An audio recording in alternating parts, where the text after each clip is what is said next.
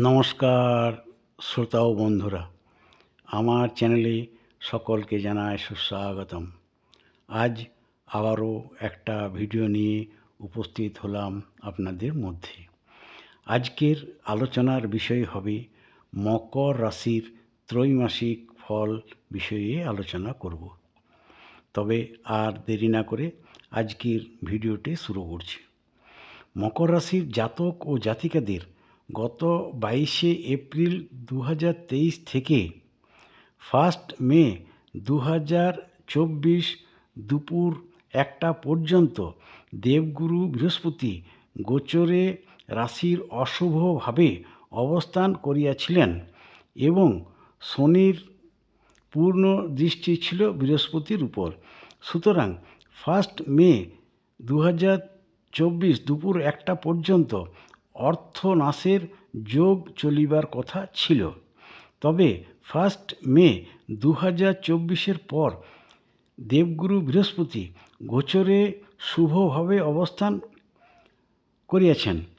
সেক্ষেত্রে বৃহস্পতি আপনার জন্য প্রভূত শুভ ফলেরই দ্যোতক হইবেন, অর্থাৎ বিদ্যার্থীদের বিদ্যা লাভের ক্ষেত্রে শুভ ফলপ্রদায়ক হইবেন এবং যাহাদের সন্তান সন্ততি আছে তাহাদের সন্তানদের বিদ্যা বিষয়ে বিশেষ শুভ ফলদাতা হইবেন।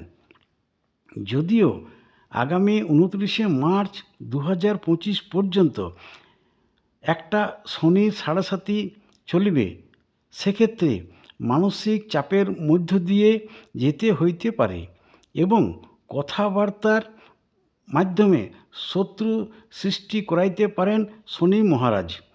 তবে গত 18 মার্চ 2024 শনিদেব কুম্ভ রাশিতে নিজ গৃহে উদিত হইয়াছেন।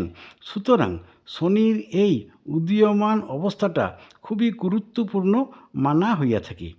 সেক্ষেত্রে শনিদেব শুভ ফলদাতা হিসেবে গণ্য হইবেন।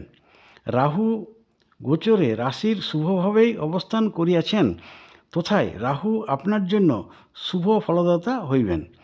শুক্র গ্রহটি 24শে এপ্রিল 2024 পর প্রচুর অর্থ লাভের সহায়ক হইবেন এবং সৎ পথে অর্থ উপার্জন করাইবেন।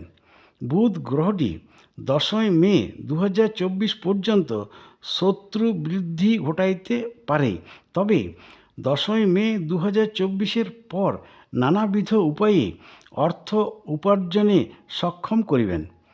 কেতু বিরুদ্ধ তথা প্রতিকূলতার মধ্য দিয়ে নিয়ে যেতে পারেন। রবিদেব 14ই মে 2024 পর্যন্ত একটা সম্মানহানির কারক হইতে পারেন। 15ই মে 2024 থেকে 15ই জুন 2024 পর্যন্ত অর্থ অনটনের মধ্যে রাখিতে পারেন। তবে 15ই জুনের পর ঐশ্বর্য লাভ করাইবার সম্ভাবনা থাকে। মঙ্গল গ্রহটি 1 জুন 2024 পর্যন্ত প্রভূত অর্থলাভের সহায়ক হইবেন। একমাত্র কেতু আপনার জন্য বিশেষভাবে অশুভ ফলদাতা হইতে পারেন আগামী 18ই মে 2025 পর্যন্ত। যেরূপ রোগ ব্যাধির কারক হইতে পারে, বাসস্থান পরিবর্তন করিতে হইতে পারে, অর্থ ক্ষতির কারক হইতে পারে, অযথা কলহ বিবাদ ও শত্রুতা সৃষ্টি করাইতে পারে, এমনকি বহু প্রকার শুভ কার্যাদিতে বাধা বিপত্তির সৃষ্টি করাইতে পারে। প্রতিকার প্রসঙ্গে যদি আলোচনা করা যায় তাহলে আপনার জন্য একটা শ্বেত বেড়ালা মূল ধারণ করা একান্তই কর্তব্য। যাই হোক, আজকের মকর রাশির ত্রৈমাসিক ফল আলোচনা এ পর্যন্তই। যদি ভালো লেগে থাকে তাহলে অবশ্যই একটা লাইক দেবেন এবং আপনাদের বন্ধু ও প্রিয়জনদের এই ভিডিওটি শেয়ার করে দেবেন, যাতে তারাও এই ভিডিওটি থেকে উপকার লাভ করতে পারেন।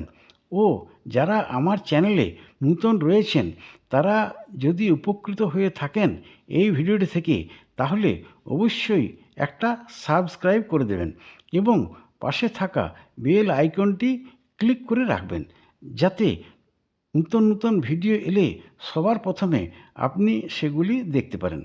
খুব শীঘ্রই আমি পরবর্তী ভিডিও নিয়ে উপস্থিত হব আপনাদের মধ্যে।